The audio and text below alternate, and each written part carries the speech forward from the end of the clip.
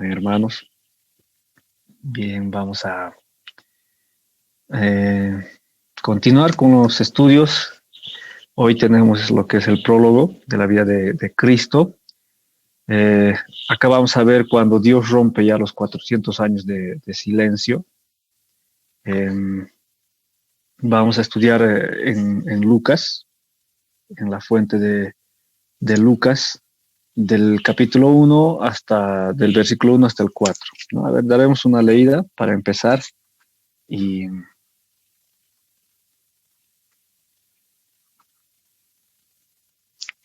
y vamos a leer, hermanos. Obviamente, si algún hermano quiere participar leyendo, es bienvenido. Alguna hermana, no sé quién guste. A ver, Lucas, capítulo 1, del 1 al 4. Dice así. La versión que tengo, por si acaso, hermanos, es la Reina Valera 60. Dice, puesto que ya muchos han tratado de poner en orden la historia de las cosas que entre nosotros han sido ciertísimas, tal como nos lo enseñaron los que desde el principio lo vieron con sus ojos y fueron ministros de la palabra. Me ha parecido también a mí, después de haber investigado con diligencia todas las cosas desde su origen, escribírtelas por orden, oh excelentísimo Teófilo, para que conozcas bien la verdad de las cosas en las cuales has sido instruido. Lucas le está hablando a Teófilo, ¿no? En esta parte, en esta sección, le está dedicando a Teófilo. Eh, Vamos a ir desglosando poco a poco los versículos para ir entendiendo mejor. Ya. En la primera parte del versículo 1, ¿no? Puesto que ya muchos han tratado de poner en orden la historia de las cosas, ¿no? La primera parte dice, eh, nos habla ya Lucas, introduce él de una forma clásica, ¿no? Como en ese tiempo se tenía, digamos, el estilo literario, eh, y aparte, Lucas acá da a su evangelio un toque literario, ¿no? Como los griegos lo hacían en ese tiempo, o a los clásicos griegos. La segunda parte de este versículo, eh, leeremos, dice que entre nosotros han sido ciertísimas, ¿no? Puesto que ya muchos han tratado de poner en orden la historia de las cosas que entre nosotros han sido ciertísimas. Lucas está deseando proporcionar acá un recuento completo, ¿no? Y aparte que es lo auténtico está queriendo mostrar de la vida de Cristo. En este versículo podemos ver ya eso, ¿no? Que Lucas está tomando una forma literaria clásica griega y que está integrando ya eh, la parte completa, se podría decir, ¿no? Porque está diciendo pues que ya muchos han tratado de poner en orden la historia de las cosas, ¿no?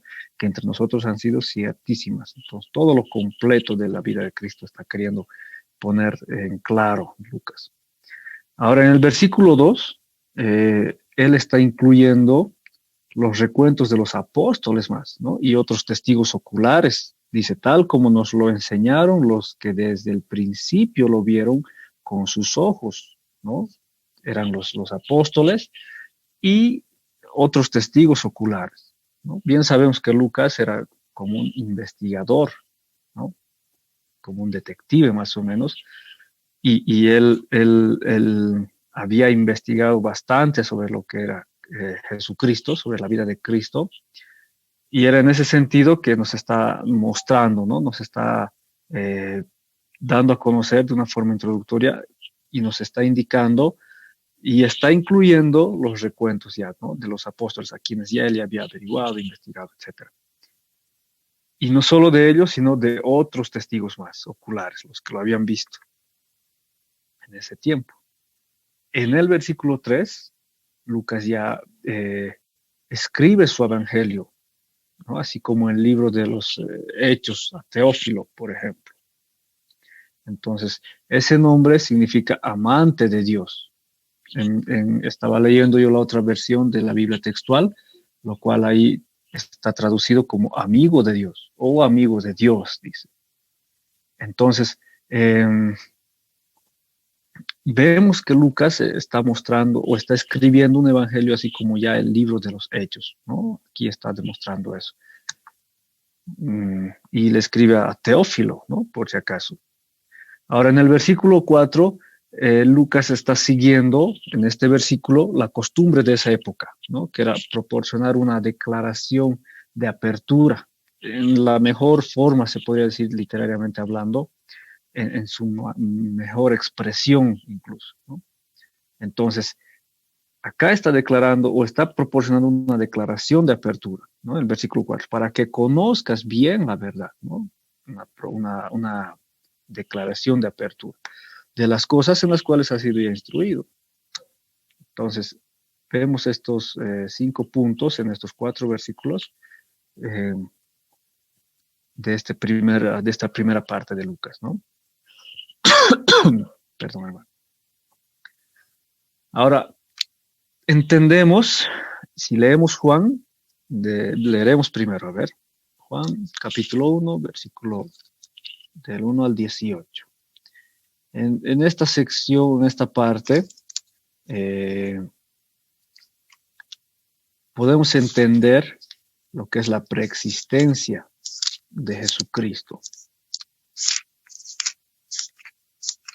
Veremos Juan, si alguien me ha ganado, voy a encontrar.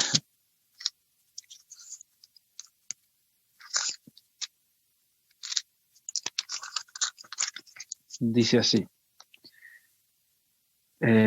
Voy a leer la Reina Valera, obviamente, porque la Biblia textual está en mi celular. En el principio era el Verbo, y el Verbo era con Dios, y el Verbo era Dios. Este era en el principio con Dios. Todas las cosas por Él fueron hechas, y sin Él nada de lo que ha sido hecho fue hecho. En Él estaba la vida, y la vida era la luz de los hombres. La luz en las tinieblas resplandece, y las tinieblas no prevalecieron contra ella. Hubo un hombre enviado de Dios, el cual se llamaba Juan. Este vino por testimonio para que diese testimonio de la luz, a fin de que todos creyesen por él. No era él la luz, sino para que diese testimonio de la luz. Aquella luz verdadera que alumbra a todo hombre venía a este mundo. En el mundo estaba, y el mundo por él fue hecho, pero el mundo no le conoció. A lo suyo vino, y los suyos no les recibieron. Mas a todos los que le recibieron, a los que creen en su nombre, les dio potestad de ser hechos hijos de Dios, los cuales no son engendrados de sangre, ni de voluntad de carne, ni de voluntad de varón, sino de Dios. Y aquel verbo fue hecho carne y habitó entre nosotros, y vimos su gloria, gloria como del unigénito del Padre, lleno de gracia y de verdad. Juan dio testimonio de él y clamó diciendo: Este es de quien yo decía, el que viene después de mí es antes de mí, porque era primero que yo, porque de su plenitud tomamos todos gracia y gracia sobre gracia. Pues la ley por medio de Moisés fue dada, pero la gracia y la verdad vinieron por medio de Jesucristo. A Dios nadie le vio jamás. El unigénito Hijo que está en el seno del Padre, Él le ha dado a conocer. Bien, hermanos, vamos a desglosar un poco estos versículos. Vamos a tratar de entender ya esta parte. Y dice, en el versículo 1 vemos que Jesucristo es la segunda persona de la Trinidad, ¿ya? Y que Él vino al mundo a partir de un estado preexistente con el fin ya de proporcionar la redención de la humanidad. Ese era el propósito, ¿no? de la venida de Cristo. Vamos a ver una breve doctrina ya de la deidad de Cristo. Vamos a tratar de entender esta parte. Primero, Cristo fue llamado Dios, ¿no? Eso lo vemos en Isaías 9:6. A ver, buscaremos. Están otros versículos más, pero por el tiempo vamos a leer este versículo nada más. 9:6 dice: Porque un niño nos es nacido, hijo nos es dado, y el principado sobre su hombro, y se llamará su nombre admirable, consejero, Dios fuerte, Padre eterno, príncipe de paz. Entonces, Cristo ha sido llamado Dios, ¿no? Principado, consejero, Dios, etcétera, etcétera, ¿no? Tantos nombres que le ha dado eh, en un solo versículo podemos ver eso. Ahora, segundo, Cristo posee los atributos de Dios. Eh, por ejemplo, Él es eterno.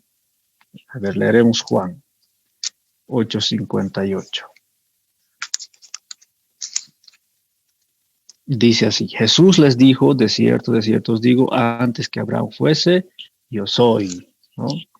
Él es eterno, o sea, antes de Abraham incluso ya estaba ya Cristo. Entonces, Él es eterno. Segundo, Él nunca cambia, Él es inmutable, ya, o sea, él nunca cambia. Hebreos, leeremos Hebreos, eh, capítulo 13, versículo 8.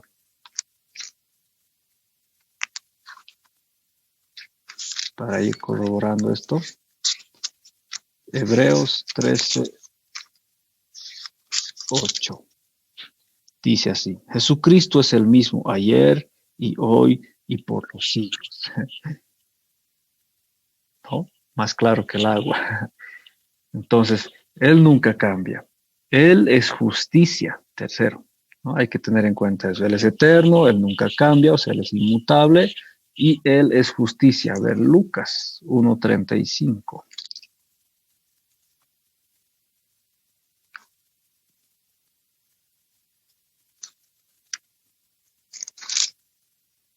Vamos a buscar. Lucas 1:35 dice, respondiendo el ángel le dijo, el Espíritu Santo vendrá sobre ti y el poder del Altísimo te cubrirá con su sombra, por lo cual también el santo ser que nacerá será llamado Hijo de Dios. Ya, Él es justicia. Ahora, Él es la verdad. Eso lo vemos en Juan 14:6, ¿no? Veremos, para que no piensen que yo les estoy mintiendo. Juan 14:6. De memoria incluso ya deberíamos saber, ¿no? Porque yo soy el camino, la verdad y la vida. Nadie viene al Padre, si no es por mí. Pero vamos a leer. Juan 14:6. Dice, Jesús le dijo, yo soy el camino y la verdad y la vida. Nadie viene al Padre sino por mí.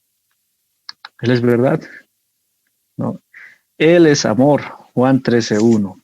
Leeremos. Antes de la fiesta de la Pascua, sabiendo Jesús que su hora había llegado para que pasase de este mundo al Padre, como había amado a los suyos que estaban en el mundo, los amó hasta el fin. Él es amor, Él es eterno, es inmutable, es justicia, es verdad y es amor. Ahora, tercero, Cristo realizó la obra de Dios. ¿Ya? Él tenía que cumplir la obra de Dios acá en el mundo. Él ha participado, por ejemplo, en la creación de todo lo que existe, ¿no? Él es el creador. Colosenses, leeremos Colosenses, capítulo 1, versículo 16.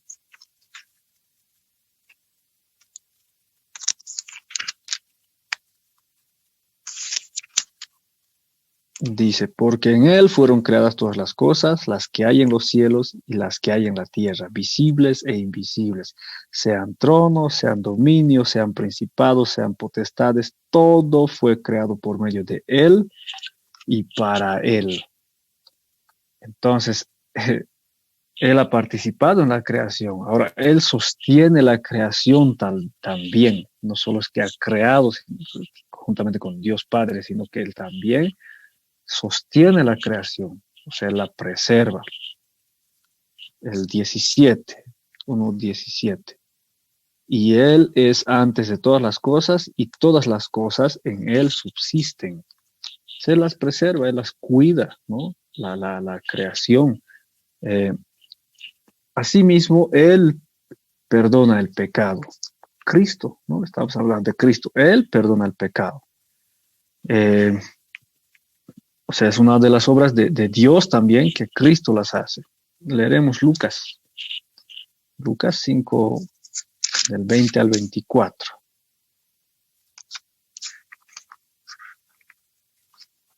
Dice así.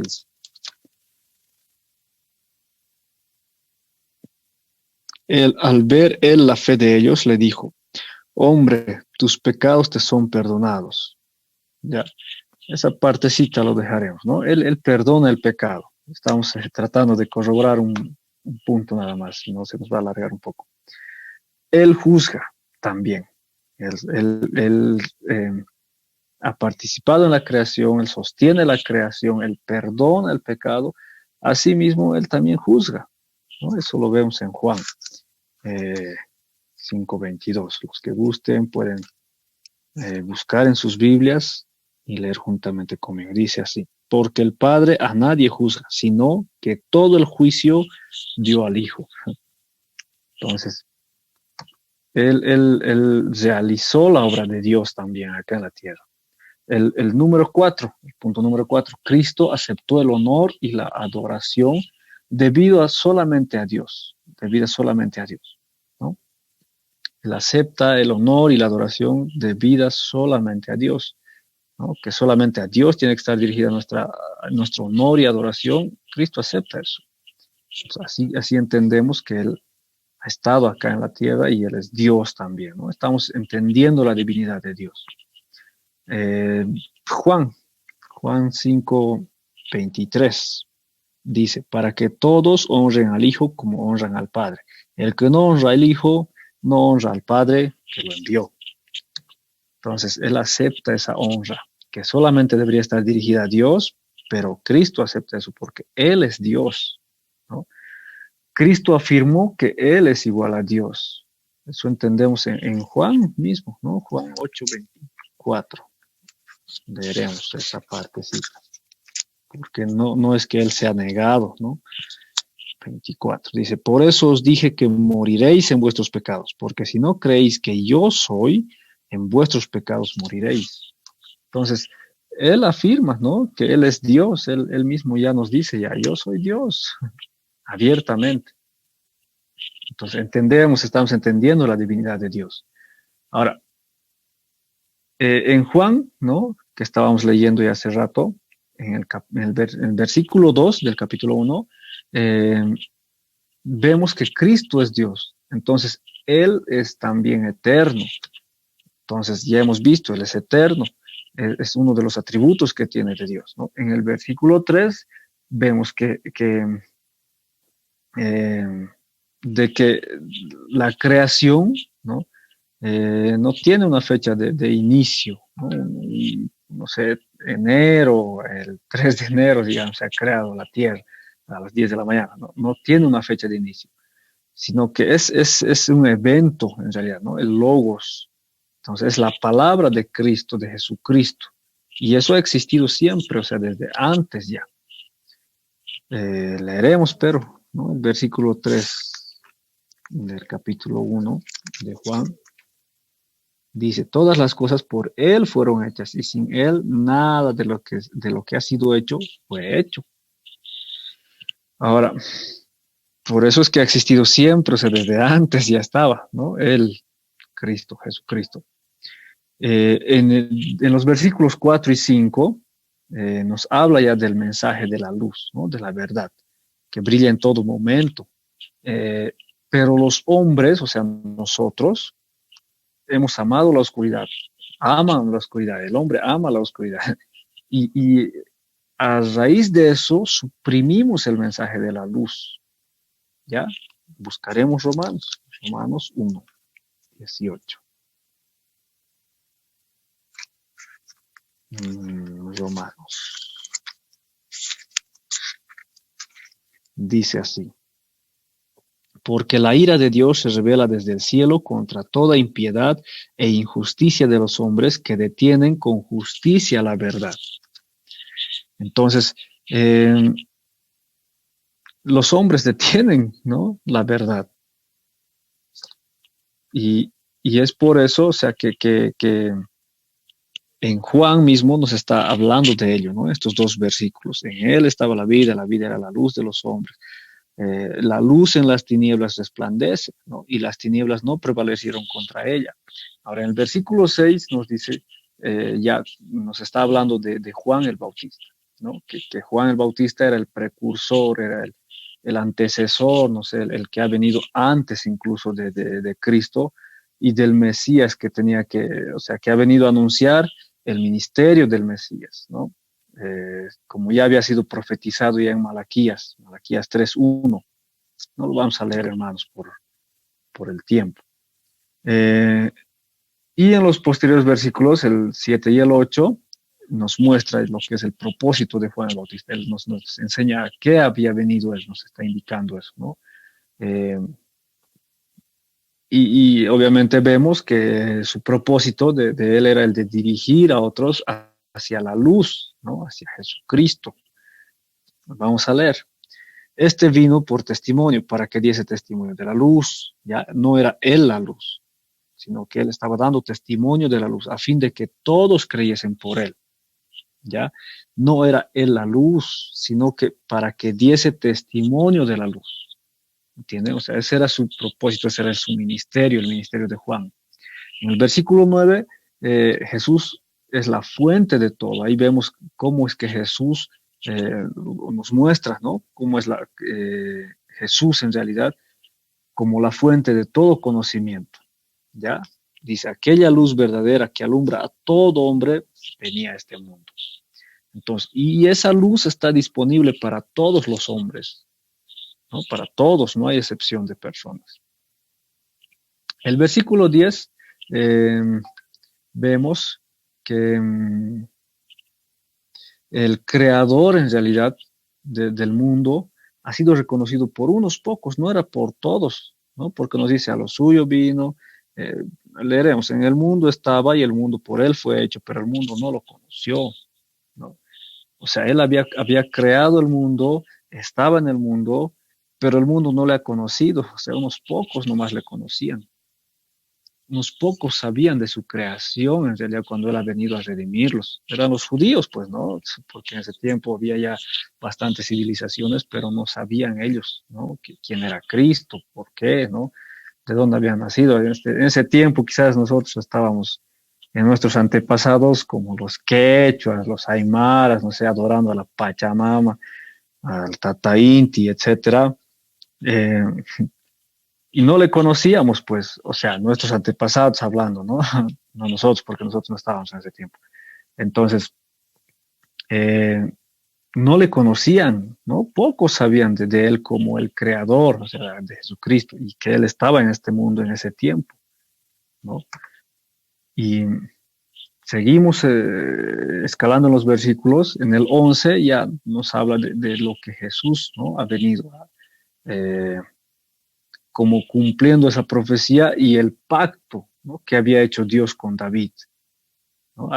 Cumpliendo ese pacto, porque Dios es perfecto, ¿no? Él cumple lo que dice, Él no es hombre para cambiar de opinión ni de retractarse, nada. Y él estaba cumpliendo ya ese pacto que había hecho hace años atrás con David, ¿no? Que su reino iba a prevalecer, etcétera, etcétera, todo, ¿no? Lo que le había dicho, eh, estaba cumpliendo con la venida de Jesús, ¿no? El versículo 11 dice, a los suyos vino y los suyos no le recibieron. Entonces, pero ellos, o sea, los judíos no le habían reconocido, no le estaban reconociendo. Y si gustan, pueden buscar en Isaías, ¿no? Isaías 53:3. Ahora, la primera parte del versículo 12, vemos que el mundo, así en su conjunto, en realidad, rechaza a Jesús. Dice, ¿no? Más a todos los que le recibieron, a los que creen en su nombre, les dio potestad de ser hechos hijos de Dios.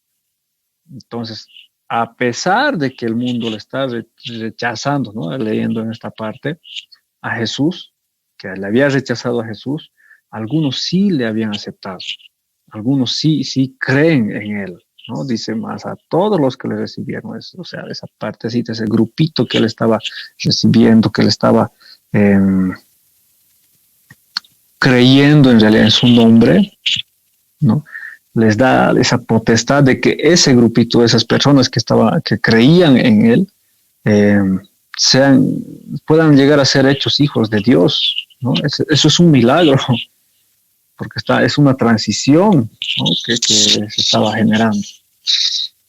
Entonces, y la segunda parte de este mismo versículo nos muestra, ¿no?, que solamente aquellos que ponen su fe en Cristo, en la persona de Jesucristo, tienen el derecho de ser llamados hijos de Dios.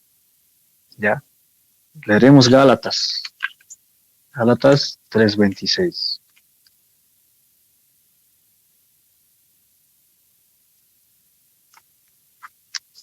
Dice, pues todos sois hijos de Dios por la fe en Cristo Jesús. ¿No? Cabal, más claro que el agua. Todos somos hijos de Dios por la fe en su Hijo, ¿no? En Cristo. De nuevo, pues todos sois hijos de Dios por la fe en Cristo Jesús. Entonces no hay más explicación, ¿no? En el versículo 13, ya Dios aquí ya nos está mostrando que Dios, ¿no?, da a las personas que creen en Cristo ese nuevo nacimiento, ¿no?, esa transición de muerte a vida, ¿no? Estábamos muertos en nuestros delitos y pecados y empezamos una nueva vida con un nuevo nacimiento. Leeremos, dice, los cuales no son engendrados de sangre, ni de voluntad de carne, ni de voluntad de varón, sino de Dios. El versículo siguiente, la primera parte, en el 14, leeremos, y aquel verbo fue hecho carne. Entonces, aquí Juan está usando el término carne para enfatizar todo lo que es la humanidad en realidad de Jesús, porque sabemos que Jesús era 100% Dios y 100% humano, ¿no? No es que era 50 y 50, es un poco difícil tratar de explicar, digamos, esto en matemáticas, porque él era completamente humano y completamente Dios también. Entonces aquí nos está hablando, ¿no? Y aquel verbo fue hecho carne, o sea, nos está explicando en realidad. Y Juan, ¿no?, el escritor de este libro, está enfatizando o está usando este término, lo que es carne, para enfatizar la humanidad de Cristo. Entonces hay que entender un poco eso. En la segunda parte del mismo versículo, vemos cómo Juan está enfatizando ya lo que es la realidad histórica de que Dios se ha hecho carne, ¿no? Y aquí podemos ver un poco lo que es la unión hipostática. Vamos a tratar de entender este término, ¿ya? Un poquito más adelante, ténganme paciencia, hermanos. La tercera parte de este mismo versículo ya nos muestra que Jesús es la persona única, ¿no? Leeremos, gloria como del unigénito del Padre, lleno de gracia y de verdad. Entonces Jesús es la persona única, esa persona excepcional en el universo, que debido a su deidad en realidad, que es irreducible, ¿ya?, y su humanidad verdadera, porque se ha hecho carne, eso nos muestra que Jesús es una persona eterna, no es una persona que se va a terminar, ¿no? Es eterno. Eso es lo que nos muestra en realidad la unión hipostática. Así un poco se puede entender. Vamos a ver esta breve doctrina, un breve pantallazo en realidad de esta doctrina de la unión hipostática, ¿ya? O sea, el Dios hombre. O sea, el Dios hombre, ¿entiendes, no? La unión hipostática es el término teológico, ya un poquito leyendo lo que ya está en los apuntes, nos dice, la unión hipostática es el término teológico que une la deidad irreducible y la humanidad verdadera en la persona de Cristo, sin mezclar los dos, ¿no? O sea, se mantiene intacto lo que es la deidad y asimismo la persona, ¿no?, la humanidad. Entonces, tampoco pierde la identidad de cada uno. O sea, no se pierde la identidad de ser Dios ni la identidad de ser humano. Entonces, hipostasis, ¿ya? ¿Qué significa esto? Esto es la naturaleza sustancial de algo. O sea, son las características que conforman en realidad la esencia de algo, hipostasis. Ya no se van a olvidar, por si acaso en el examen, cuidado que llegue esa pregunta. La esencia o la naturaleza del Dios hombre, ¿ya? O sea, Jesucristo, su divinidad en realidad, ¿no?, y humanidad están en realidad aseguradas juntas, ¿ya? y están aseguradas juntas para siempre, o sea, compartimentos impenetrables, cada uno, ¿no? O sea, la humanidad de Cristo no se toca y la deidad a sí mismo tampoco se toca, ¿no? Son compartimentos que no se pueden mezclar ni tocar. Ahora, la unión hipostática de Cristo empieza cuando la palabra verbo se hizo carne, dice, ¿no? A ver, leeremos. Y aquel verbo fue hecho carne, dice. La unión hipostática de Cristo empieza ahí, ¿no? Ahí, dice, y aquel verbo fue hecho carne. Entonces, es ahí donde empieza la unión hipostática de Cristo. Y Cristo tenía que ser a la vez Dios y también hombre, ¿no? Para ser el sustituto apropiado, ¿ya? Y el mediador al mismo tiempo para la humanidad. Leeremos 1 Timoteo. Nos vamos a dar el lujo de poder tomar varios versículos. Si algún hermano ya lo ha encontrado, alguna hermana quiere leer. Dice 1 Timoteo 2:5. Dice así, porque hay un solo Dios y un solo mediador entre Dios y los hombres, Jesucristo, hombre. Entonces, Cristo tenía que ser a la vez hombre y a la vez Dios, ¿no? Porque solamente así podría ser el sustituto apropiado y al mismo tiempo el mediador para la humanidad. No podía ser, digamos, Dios en un tiempo y hombre en otro tiempo, ¿no? Al mismo tiempo, ¿no? Ahora, como ambos, ¿no? Dios y hombre, solo Jesucristo podía representar y ser ese sustituto del hombre ante Dios. No podía haber otro, ¿no? Solamente Él ha cumplido eso y Él es el correcto sustituto, ¿no? El que es capaz de morir por la humanidad, el que tenía que ser plenamente humano. Por eso, ¿no? Porque tenía que morir por nosotros que somos humanos. Por eso justamente tenía que ser completamente humano, ¿no? Y como tenía que ser mediador, ¿no? Con Dios y los hombres, también tenía que ser completamente Dios, ¿no? Ahora, un hombre común y corriente, como tú, como yo, hermano o hermana,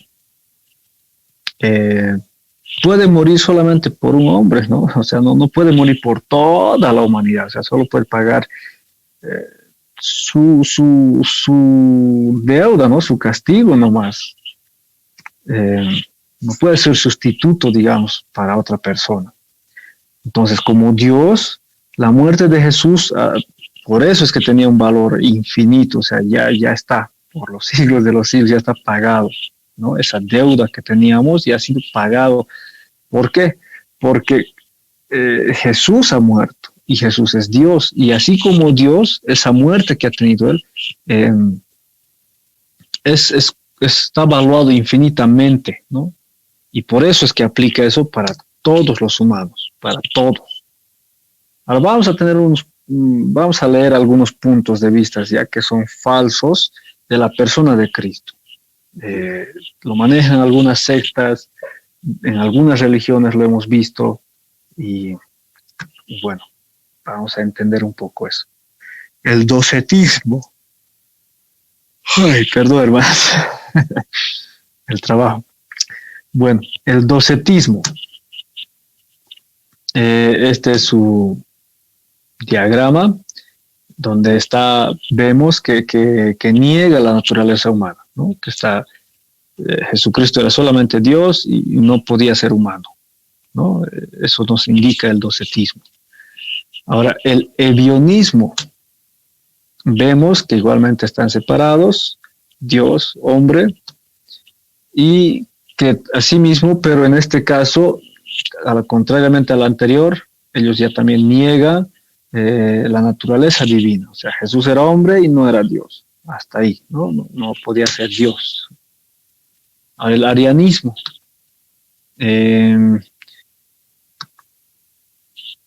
También vemos la separación de Dios y hombre, ¿ya? Y que niegan también la naturaleza divina de Dios. Ahora, el apolinarianismo. Bonito trabalenguas, ¿no? Se complican pues las personas al poner ese nombre. Ahora aquí vemos ya otras divisiones más, que es, ¿no?, la divinidad de Jesucristo. Ahí vemos ya que el hombre en realidad está dividido, o sea, la parte humana está dividida en más fases, ¿no? Pero que negaban el espíritu humano. O sea, no tenía, no hay un espíritu, decían ellos. El humano no tiene espíritu. El nestorianismo, ¿ya?, que está también Dios, hombre, pero ellos negaban la unión de las dos naturalezas. O sea, Dios es Dios, ¿no ve? Y Jesús, o que es, también es humano, pero no estaban juntos. Cuando ha venido a la tierra ha dejado de ser Dios, ¿no? Así más o menos. Entonces ha ido allá, de nuevo ha sido Dios, ¿no? Entonces negaban esa unión, ¿no?, de Dios-hombre. Ahora el eutiquianismo. También aquí, o sea, está en conjunto lo que es Dios-hombre, pero ellos negaban la distinción entre naturaleza, ¿ya? O sea, no sabían cuándo era Dios, cuándo era hombre, ¿no? Ahora, la persona teantrópica, ¿qué es esta persona? ¿Ya? Primero entenderemos este término del kenosis. Es cuando Cristo adquiere una naturaleza humana en su encarnación, ¿ya?, y él voluntariamente restringe el acceso a su naturaleza divina, ¿ya?, para afrontar como hombre los problemas de la experiencia humana. Entonces, eso es lo que nos muestra este término literario. Ahora, en Filipenses, vamos a tratar de entender un poco mejor, el capítulo 2, desde el 5 al 11. Filipenses.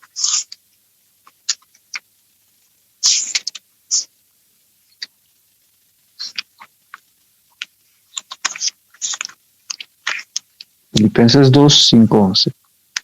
Dice: haya pues en vosotros este sentir que hubo también en Cristo Jesús, el cual, siendo en forma de Dios, no estimó el ser igual a Dios como cosa a que aferrarse, sino que se despojó a sí mismo, tomando forma de siervo, hecho semejante a los hombres. Y estando en la condición de hombre, se humilló a sí mismo, haciéndose obediente hasta la muerte, y muerte de cruz. Por lo cual Dios también lo exaltó hasta lo sumo y le dio un nombre que es sobre todo nombre, para que en el nombre de Jesús se doble toda rodilla de los que están en los cielos y en la tierra y debajo de la tierra, y toda lengua confiese que Jesucristo es el Señor, para gloria de Dios Padre, ¿no? Vemos la naturaleza divina y la naturaleza humana y entendemos recién, ¿no?, según este pasaje, esta parte, que Él voluntariamente se ha hecho hombre y se ha despojado, ¿no?, de su naturaleza divina, o sea, ha restringido el acceso a su naturaleza divina. ¿Para qué? Para afrontar justamente los problemas, ya, de la experiencia humana, porque Él es nuestro sumo sacerdote. Entonces, para cumplir eso tenía que despojarse o tenía que restringir, ¿no?, voluntariamente su naturaleza divina. Perdón. Vamos a retroceder. Entenderemos un poco mejor lo que es la unión hipostática, ¿no?, lo que hace rato estábamos mencionando. Se los leeré. Es la unión personal eterna de la deidad irreducible y la humanidad en una sola persona por siempre, sin pérdida de la esencia por transferencia. Es decir, o sea, aquí no se pierde, digamos, la esencia de ser Dios u hombre por esa transferencia, ¿ya? Y es la unión personal, dice, eterna, por si acaso. O sea, Jesucristo es 100% hombre y es eternamente hombre va a ser hasta que muera, y también es Dios y es eterno también eso. Ahora, la unión hipostática. En Juan, ¿no? Juan 1:15. Juan dio testimonio de él y clamó diciendo, este es de quien yo decía, el que viene después de mí es antes de mí porque era primero que yo. Aquí Juan está dando testimonio continuamente de Jesucristo, ¿no? En este versículo. En el siguiente versículo, que es el 16, dice, porque de su plenitud tomamos todos y gracia sobre gracia. Entonces, acá vemos la abundante gracia de Dios, ¿ya?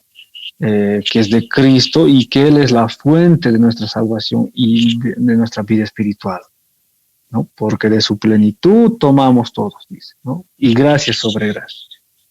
Entonces, es una abundancia de parte de Él eso. Ahora en el 17 dice, pues la ley por medio de Moisés fue dada, pero la gracia y la verdad vinieron por medio de Jesucristo. Entonces, ya vemos cómo es que la gracia y la verdad están alcanzando ya su significado, su pleno significado y la comprensión asimismo en la persona de Jesucristo, ¿no? En la obra de Jesucristo. Ya estamos entendiendo un poco mejor, ¿no? En el 18, la primera parte. A Dios nadie le vio jamás, ¿no? Nadie, en ningún momento de la historia humana. Esto se nota. Ni Moisés, ¿no? Moisés nos habla, ¿no? Que él ha visto cara a cara, pero no así directamente, sino como un velo, ¿no ves? O sea, había algo que los tapaba, ¿no? Entonces nadie le ha visto a Dios así en la historia humana, al Dios Padre en realidad así en su plenitud, ¿no? La segunda parte nos habla, dice, ¿no? El unigénito Hijo. Entonces Jesucristo provee ya la revelación completa, o sea, de lo que es la esencia del Padre. O sea, él, al ver a Jesucristo podemos ver al Padre. Entonces, es eso, ¿no? Lo que nos decía, ver a Cristo era ver al Padre, porque Cristo, ¿no? Constantemente lo estaba revelando y continuamente. Eso vemos en el 18, ¿no? En el versículo 18. Ahora, entendemos ya la naturaleza de Dios en Juan 14:9. ¿Quieren leerlo? Lo leeremos. Juan 14:9. Dice, Jesús le dijo, tanto tiempo hace que estoy con vosotros y no me has conocido, Felipe. El que me ha visto a mí, ha visto al Padre. ¿Cómo pues dices tú, muéstranos al Padre? O sea, medio que era irónico, ¿no? Jesús vivía con ellos y tanto tiempo ya, y todavía no le había visto, digamos, a Jesús como Dios, en realidad, y que Él les estaba mostrando al Padre, ¿no? Juan 3:2 nos muestra el poder de Dios. Dice, vino a Jesús de noche y le dijo, Rabí, sabemos que has venido de Dios como maestro, porque nadie puede hacer estas señales que tú haces si no está Dios con él. Entonces, estamos viendo un poco de lo que es la exégesis del Padre hasta ahora, según Juan 1:8. Ahora también, primero vemos la naturaleza de Dios, segundo vemos el poder de Dios y también podemos ver, ¿no? Según Juan, la sabiduría de Dios. Juan 7:46. Dice así, los alguaciles respondieron, jamás hombre alguno ha hablado como este hombre. O sea, era sabio, era muy, muy sabio. Y el 1:14 nos habla de la gloria de Dios, ¿no? Dice, y aquel verbo fue hecho carne y habitó entre nosotros y vimos su gloria, gloria como del unigénito del Padre, lleno de gracia y de verdad. Entonces Jesús era la verdad, pues. En 1 Juan, del apóstol ya,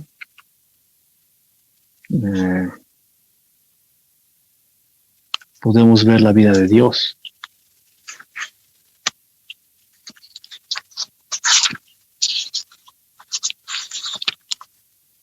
Juan 1, del 1 al 3 dice, ¿no? Lo que era desde el principio, lo que hemos oído, lo que hemos visto con nuestros ojos, lo que hemos contemplado y palparon nuestras manos tocante al verbo de vida, porque la vida fue manifestada y la hemos visto y testificamos y os anunciamos la vida eterna, la cual estaba con el Padre y se nos manifestó.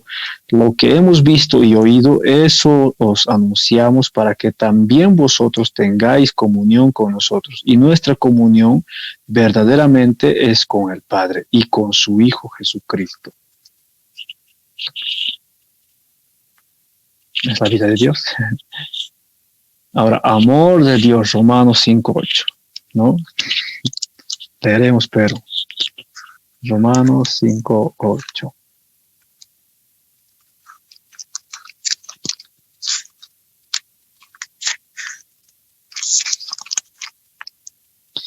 Dice, así que celebremos la fiesta no con la vieja levadura, ni con la levadura de malicia, Corintios, Romanos después, hermanos.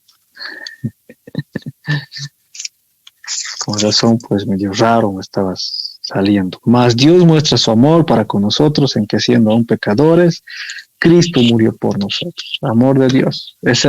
Todos estos puntos contemplamos en la exégesis del Padre según Juan, ¿no? Ahora, Hebreos, el capítulo 1.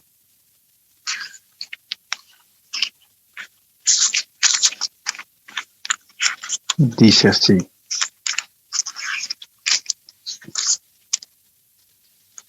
Dios, habiendo hablado muchas veces y de muchas maneras en otro tiempo a los padres por los profetas, en estos postreros días nos ha hablado por el Hijo, a quien constituyó heredero de todo y por quien asimismo hizo el universo, el cual, siendo el resplandor de su gloria y la imagen misma de su sustancia, y quien sustenta todas las cosas con la palabra de su poder, habiendo efectuado la purificación de nuestros pecados por medio de sí mismo, se sentó a la diestra de la majestad en las alturas, hecho tanto superior a los ángeles, cuanto heredó más excelente nombre que ellos.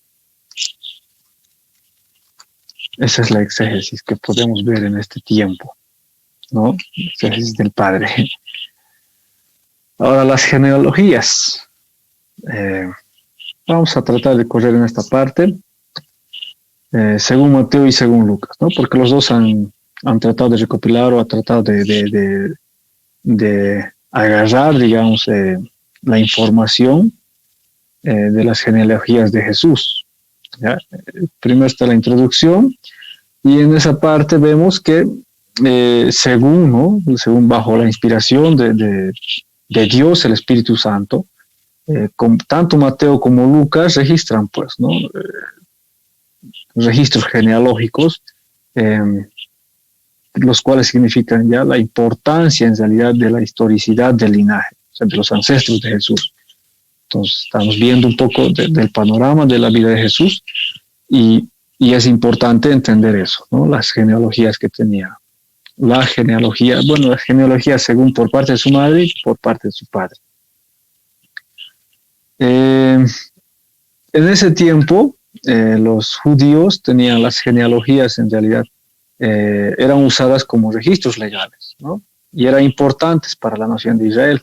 ¿Por qué? Porque según eso se comprobaba la afiliación de tribus, en realidad, ¿no? La afiliación tribal de cada persona, o sea, de cada ciudadano israelita, y esto con el fin de los derechos de herencia. Entonces,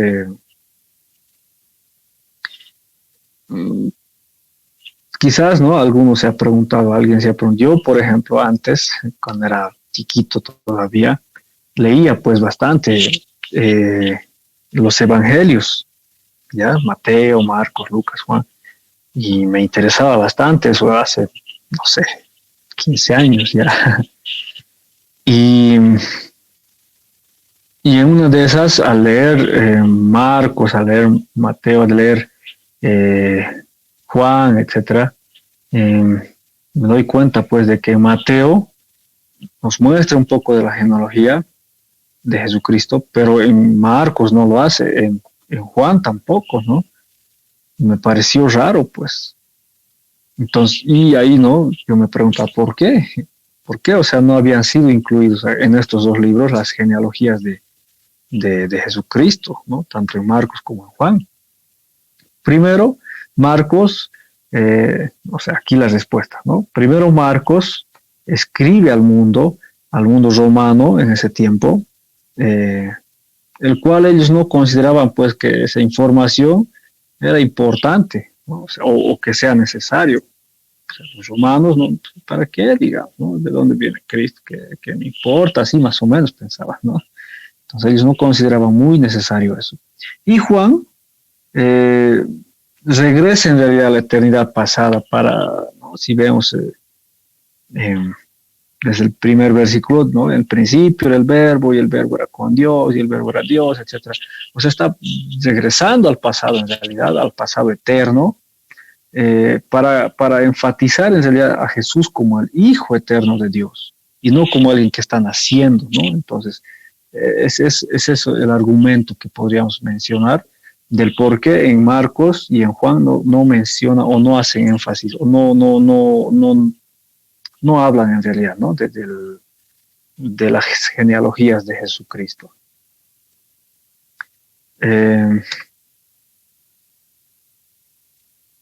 A ver, trataremos de contrastar entonces, ¿no? Según Mateo y según Lucas, las genealogías de Jesucristo. La genealogía de Mateo, en Mateo, si se ponen a leer bien, vamos a encontrar 41 nombres, ¿ya? Y Lucas menciona 74 nombres.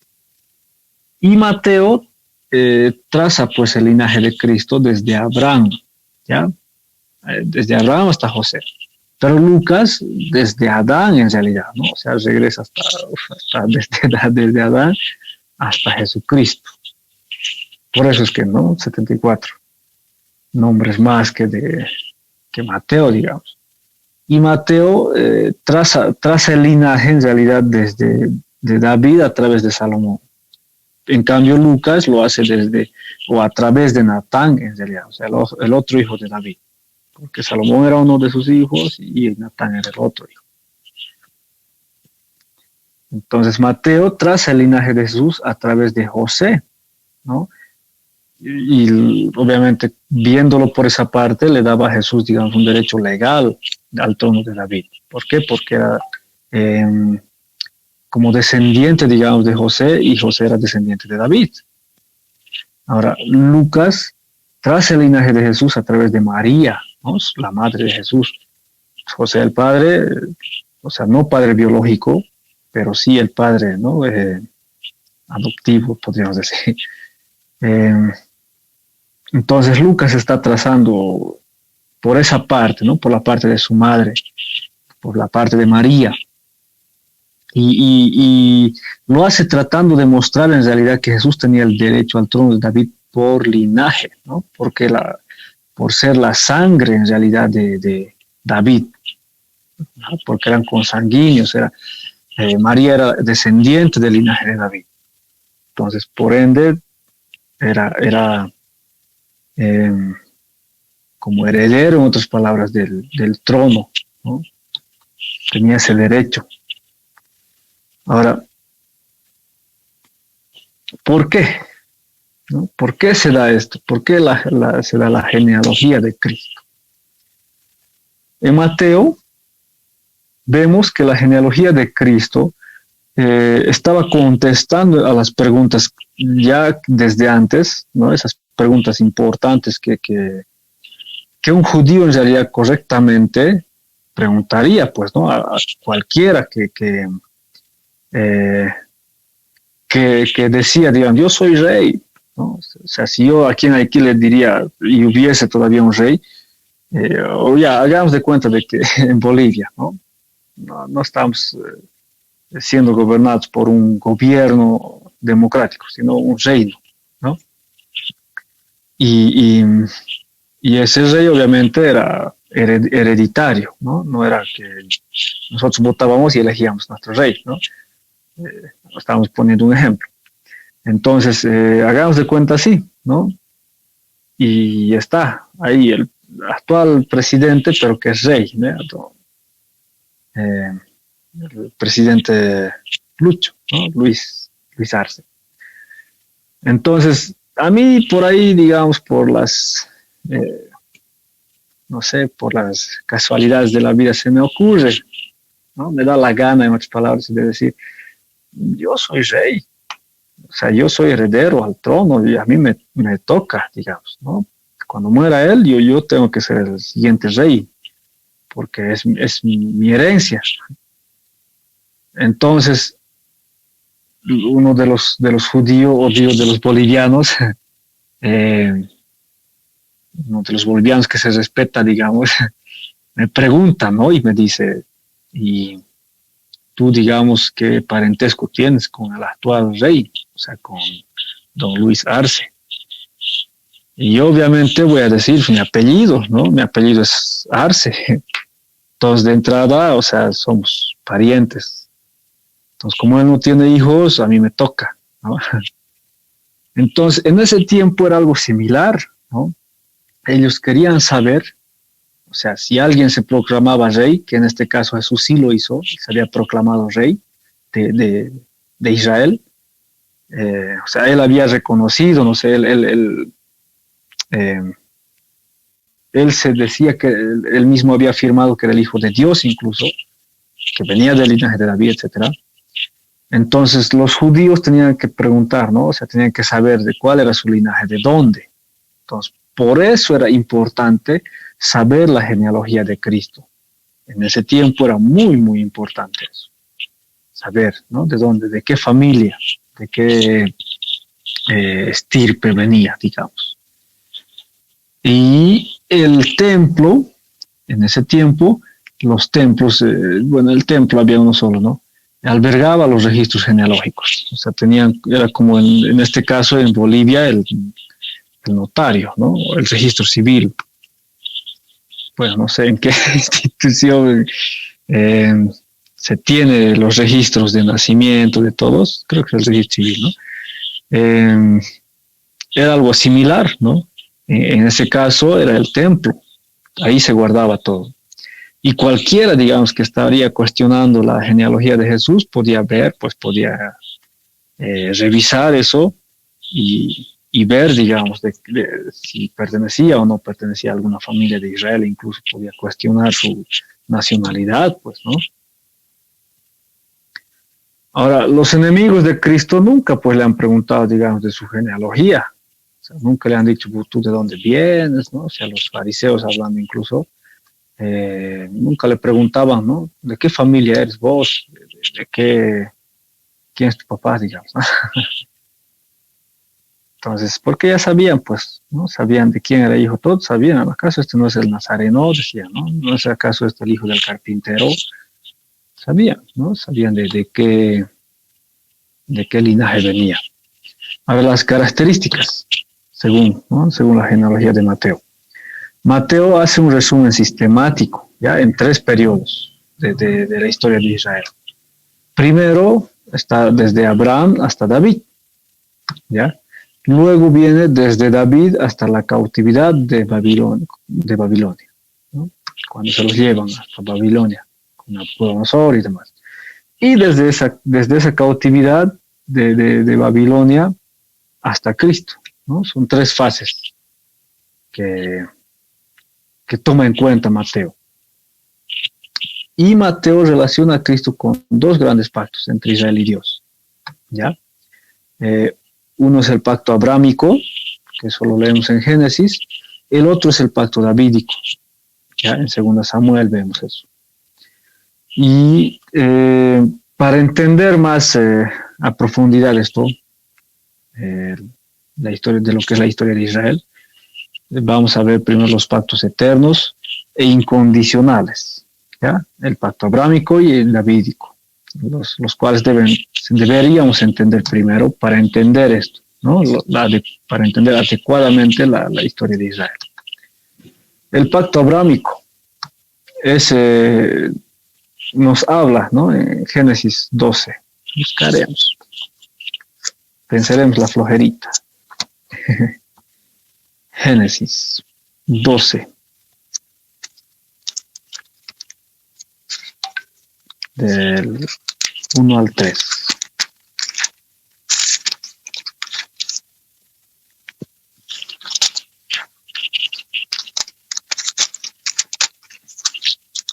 Dice así: pero Jehová había dicho a Abraham: vete de tu tierra y de tu parentela y de la casa de tu padre a la tierra que te mostraré. Y haré de ti una nación grande y te bendeciré y engrandeceré tu nombre y serás bendición. Bendeciré a los que te bendijeren y a los que te maldijeren maldeciré. Y serán benditas en ti todas las familias de la tierra. Aquí nos está hablando de tres cosas, ¿no? Tierra, linaje, bendición. Entonces, en eso consistía más o menos el pacto abrámico. El pacto inmobiliario, ¿no? La tierra, que eso lo vemos en el Deuteronomio. El pacto davídico, que está en 2 Samuel, del 12 al 16, ¿no? Que nos habla del linaje. Hace un pacto con David, Dios, ¿no? Y le explica, ¿no? Que su reino iba a perdurar hasta por los siglos de los siglos y demás. Y posterior a esos dos pactos, empieza el nuevo pacto, ¿no? con Cristo. Y nos habla, o se centra más que todo este nuevo pacto en la bendición. Ahora, el pacto davídico, las provisiones que había, que tenemos en realidad para entender esto. Primero, Dios promete a David una casa, ¿no? Una casa eterna. Segundo, le promete a David que un hijo de David iba a ocupar el trono después de David. O sea, no era como más antes, digamos, ¿no? O sea, Saúl y después David. David no era nada de Saúl, ¿no? Más su amigo, digamos, de su hijo, nada más. Pero a David le dice que su hijo iba a gobernar, o sea, iba a ser su sucesor, ¿ya? Y en este caso empieza Salomón, ¿no? Salomón tenía que ser quien iba a construir además el templo de Dios, no David, porque David ya tenía esa idea, ¿no? Pero Salomón ha sido quien ha construido eso. Ahora, el trono de David y Salomón son establecidos por siempre. No iba a tener fin, en otras palabras. Salomón es disciplinado por la desobediencia. Dios lo disciplina a él por su desobediencia. Y el Mesías tenía que venir del linaje de David, ¿no? En Primera Crónicas lo vemos eso. Ahora, la casa, o sea, el trono y el reino del Mesías tenían que ser establecidos por siempre. No iba a ser un tiempito nada más. Ahora, ¿quiénes son las personas ilustres más o menos en la genealogía según Mateo, ¿no? En la genealogía de Jesucristo? Eso vemos en Mateo, del 1 al 3. Primero está Tamar, que era una cananea, una adúltera gentil, en otras palabras. Después está Rahab, que también era una cananea y también era una ramera y gentil, ¿no? Y por último, Ruth, que era una moabita, que era una gentil convertida, porque ella era nuera, ¿no? De Noemí. A mí soy malo en historia, hermanos, perdón. Pero era esposa, ¿no? De Malón o Kelión, creo, y se mueren, ¿no? Su suegro muere, su esposo muere, su cuñado igual. Entonces se van, ¿no? Se van de regreso a Israel, su suegra, y ella la sigue, ¿no? Juntamente con su cuñada, se podría decir, con Orfa. Entonces, en el camino su suegra les dice, ¿no? Váyanse, yo no tengo hijos, ¿a qué me están persiguiendo? Etcétera. Y ahí ellas lloran y querían ir siempre con ella. Entonces, pero Orfa dice, no, ya yo me voy a ir, y ahí Ruth, ¿no? La sigue. Entonces, tú mueras, ahí voy a morir, tu Dios va a ser mi Dios, tu pueblo va a ser mi pueblo, ¿no? Era una gentil convertida, ¿no? Se ha convertido, era judía y había creído ya ella en la promesa que tenía que venir, ¿no? Del Mesías, desde ese tiempo. Por eso era una gentil convertida. Ahora en Mateo, del 1 al versículo 6, en el capítulo 1, también vemos a Betsabé, ¿no? Que era una etea. Asimismo era adúltera y gentil también. O sea, no era judía. Joram se casó con Atalía, la hija del rey Acab, y Jezabel, que era una princesa fenicia y malvada más todavía. Jeconías, ya que también lo conocían como Conías, era un rey malvado de Judá, ya quien Dios mismo lo había maldecido. Ahora observaremos, haremos una observación gramatical. Primero, la estructura gramatical que utiliza Mateo verifica el nacimiento virginal de Cristo. ¿Por qué? Porque el patrón que está usando en el pasaje desde Mateo, desde el capítulo 1, del 2 hasta el 16, ha sido en cada caso que el padre de una generación engendrada al hijo de la siguiente generación. Ahí estamos viendo el énfasis que él hace, ¿no? Para el nacimiento de Cristo, para el nacimiento virginal, por si acaso. En el 16, la segunda parte del 16 de Mateo, cambia el patrón, ¿no? Y dice, María de la cual nació Jesús. O sea, no dice María ¿no? María y José, no sé. Entonces, aquí dogmáticamente está indicando que José no era el padre biológico de Jesús. O sea, no lo había engendrado José, ¿no? Sino que era más un padre adoptivo, digamos. Entonces, aquí está enfatizando eso Mateo. El nacimiento de Cristo cumple pues exactamente la profecía de Isaías 7:14. Ahora vamos a tratar de entender un poquito con estos gráficos. Según Lucas, ¿ya?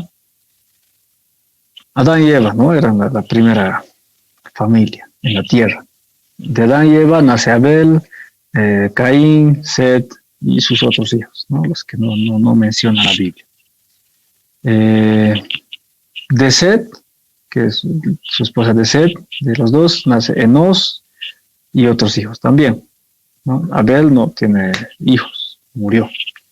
Caín, ¿no? Caín y la esposa de Caín nace Enoc. No el Enoc que conocemos, que hemos visto. Y de Adán, ¿no? Es eso. Empezamos. Enos. Si vemos, Enos es descendiente de Set, ¿no?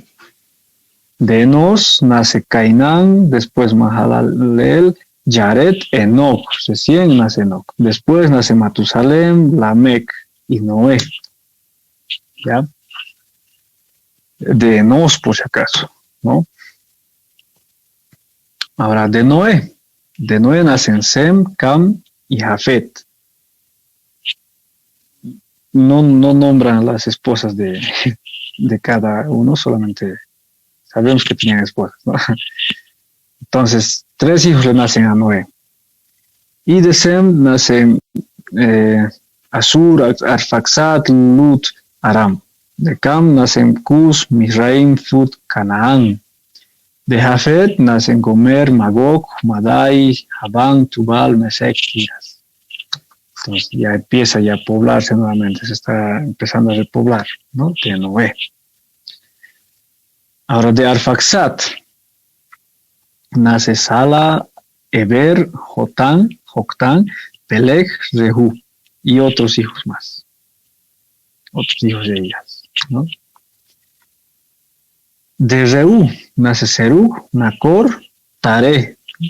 Nacor tiene hijos e hijas. Y de Tare y su esposa nacen Abraham, Nacor, Aram y Sarai, ya con otra esposa. Sarai es hija de otra esposa, por si acaso, no es de la misma que era Abraham, digamos, no era su media, o sea, era su media hermana, ¿entienden? Sarai era media hermana de Abraham. Ahora, de Abraham nace, su esposa era Sara, Setura y Agar, tenía 3 esposas, ¿no? De Agar nace Ismael y de ahí otros hijos, ¿no? Otros hijos de ellas. Y Mahalat. Ahora, de Setura nace Simram, Joksán, Medán, Madián, Isbac, Sua, y de Sara nace Isaac. ¿Ya? Ahora, de Nacor nace Arán, de Arán nace Lot. ¿Ya? Sabemos, ¿no? De Lot hemos escuchado, sabemos la historia de Lot. Ahora, de Nacor nace Betuel y Labán y Rebeca. De ahí es de donde encontramos el parentesco, digamos, de Isaac y Rebeca, ¿no? Ahora, entre Isaac y Rebeca nace Jacob y Esaú. Esaú ha hecho parentesco con Mahalat, que era hija de Ismael, por si acaso, descendiente de Agar, ¿no? Y también tenía otras 3 esposas más, que eran Judith, Aholibama y Basemat. Jacob tenía 2 esposas, ¿no? Que eran las hijas de Labán, era Lea y Raquel. Entonces, y ellas eran hijas de la hermana de Rebeca, o sea, eran sus primas, en otras palabras, de Jacob. Entonces, todo eso vemos, ¿no? Desde Abraham y Nacor, obviamente. Ahora, de Jacob tenía 4 esposas. Lea, la primera esposa que ha tenido, de ella nacen Rubén, Simeón, Leví, Judá, Isaacar, Zabulón, Dina. De Raquel, la segunda esposa que tenía, nace José y Benjamín. José se casa con Asenat, que era egipcia, y de ellos nacen Manasés y Efraín. De Bila nacen Dan, Neftalí, de Silpa, Gad y Aser. ¿Ya? Esa es la descendencia de Jacob, o sea, Israel, ¿no? Ahora, de Judá tenía 2 esposas, una era Súa y la otra era Tamar. De Súa nacen Onam, Selah, y de Tamar nacen Pares, Ram, Aminadab, Nasom, Salmón, ¿ya? Y una mujer, Sara. Ahora, de Salmón, bueno, no es mujer, es varón, pero de Salmón nace Booz, y Booz se casa con Ruth. A ver, sabemos que Ruth no era egipcia, que no era judía, ella era una gentil convertida, era la nuera de Noemí, ¿no? Entonces, Booz y Ruth, de ellos nace Obed, de Obed nace Isaí, ¿ya? De Isaí nacen Eliab, Abinadab, Shimar, Rabai, Neftanel, Osem y David, y 2 mujeres, ¿no? Abigail y Zeruya. Entonces, así es como viene la genealogía desde Abraham hasta David. Ahora, de David, ya vamos a seguir. De David le nacen pues casi puras hijas. Ahinoam, Abigail, él tenía esposas, perdón, de sus esposas están haciendo todo esto, ¿no? Su primera esposa era Ahinoam, después Abigail, Malacá, Agig, Abital, Egla, Michal, Betseba, y otras concubinas y esposas más que tenía. Entonces, de Ahinoam nace Amón, de Abigail nace Chileab, de Malacá nacen Absalom y Tamar. De Agig nace Adonijah, de Abital, Estefatia, De Eglag nace Isram, de Michal nace Shamua, bueno, no es de Michal, es de Betseba, Shamua, Shobá, Natán, Salomón, ¿ya? Que es Betsaida en realidad. Y de sus otras concubinas, sus otras esposas, nacen Ibar, Elisúa, etcétera, etcétera. Ya es más entender, digamos, otra línea más, ¿no? Entonces, esa es la descendencia de David. Ahora, Salomón, ¿ya? De Salomón nace Rehoboam, Abijah, Asa, de ahí, ¿no? Empieza Josafat, Jeroam, Asía, Joás, Amasía, Usías, Jotam, Asa, y así, ¿no? Viene bajando toda esa línea, que es de Salomón, hasta Sadoc, hasta Achim, Eliú, Eleazar, Matá, Jacob y José. Entonces, toda esa es la descendencia de Salomón, ¿no? Hasta llegar hasta José. Entonces, y sabemos que José obviamente hace parentesco con María. Ahora de Natán, que era el otro hijo de David, por si acaso, ya no es otra familia, sino que era el otro hijo de David. Natán, nace toda esta, ¿no? Toda esta descendencia, Judá, Simeón, Leví, Matá, Jorín, etcétera, etcétera, etcétera, etcétera, etcétera, etcétera, etcétera, etcétera, etcétera, etcétera, etcétera, etcétera, hasta llegar a María. Entonces, toda esa descendencia tenemos que ha llegado hasta María, ¿no? Entonces, María también era descendiente de David, provenía del linaje de David. Ahora, el linaje legal de David, ¿no? Que era José, es el linaje legal de David. Y el linaje biológico de David era María. Entonces, de esa unión, que no es que hayan engendrado a José, pero nace Jesús, ¿no? Porque Jesús ha nacido virginalmente, ¿no? Y de esa unión que ellos tenían, que ellos tuvieron, nacen otros hijos más, ¿no? Jesús tenía otros hermanos. Nacen Jacobo, José, Simón, Judas y otras hijas, otras hermanas tenía, en otras palabras, David. Ahora, conclusiones, ¿ya? Perdón, hermanos, despierten. Ya sé que así aburrido a veces hoy. Es larguito el tema, pues, que vamos a hacer. Conclusiones, ¿ya? Vamos a tratar de concluir con el broche de oro, digamos. Hemos visto que en los primeros 4 versículos de Lucas, que el cristianismo es una fe basada en la realidad histórica. No es un mito, no es una fábula, ¿ya? Sino que ha sucedido, es una realidad histórica, ha pasado, ¿no? Eso hemos visto ya en Lucas. Y nuestra fe en Cristo es una fe en realidad, es una fe en la realidad histórica, ¿ya? De su persona y de su obra, por si acaso. Y la fe siempre tiene el conocimiento de un hecho, por si acaso, como su objeto, ¿no? No es algo difuso, no es por eso una fábula, ¿no?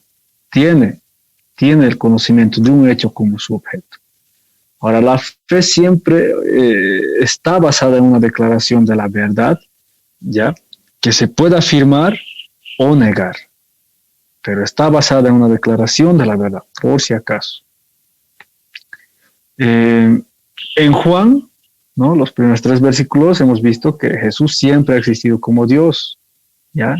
Él es coigual, es coeterno y también con el Padre y el Espíritu Santo a sí mismo, ¿no? Ahora, en los siguientes versículos de Juan también, ¿no? Del 6 al 7, hemos visto que Juan el Bautista vino, pues, ¿no? Como el precursor, ¿no? Para decir al mundo que la luz había venido al mundo. Y los posteriores versículos, del 16 al 18, hemos visto también, de Juan también, que ya toda la Escritura revela a la persona y la obra del Señor Jesucristo. Y también hemos visto Mateo, ¿no? En Mateo y Lucas hemos visto las genealogías, las genealogías de Cristo, ¿no?